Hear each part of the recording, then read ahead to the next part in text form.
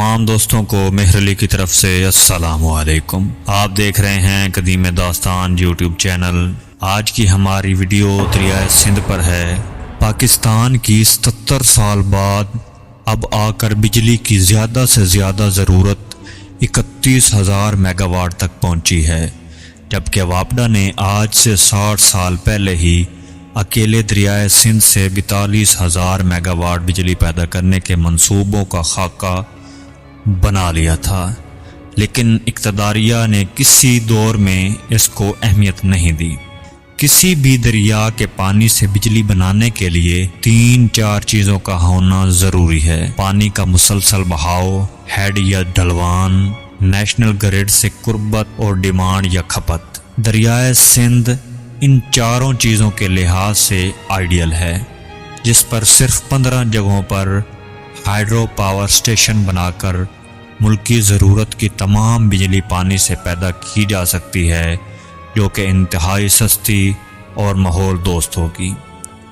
دریائے سندھ دنیا کے بڑے دریاؤں میں شامل ہے، جس میں پانی کا بہاؤ سارا سال جاری رہتا ہے۔ سیلاب کے دنوں میں یہ 10 لاکھ کیوسک تک چلا جاتا ہے، جب عام دنوں میں ہزاروں کیوسک پانی اس میں چلتا رہتا ہے۔ دریائے سندھ پاکستان میں 8,430 فٹ کی بلندی پر داخل ہوتا ہے اور بحیرہ عرب تک 2,000 کلومیٹر میں بہتا ہے۔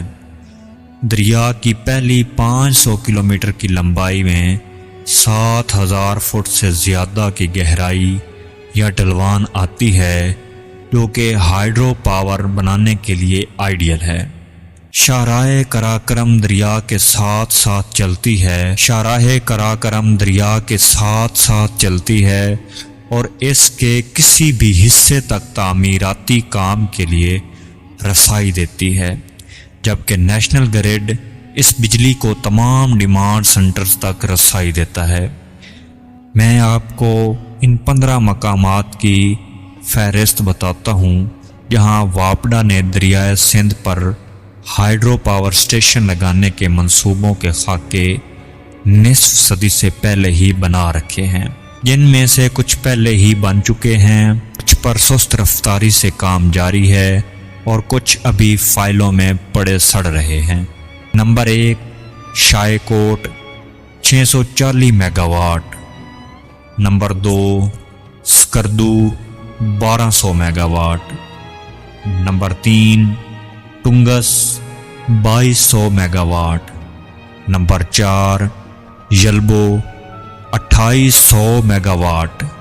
Number 5، Bunji 7100 megawatt. Number 6، دیا میر بھاشا 4500 mega what. Number 7، Dasu 4320 mega what.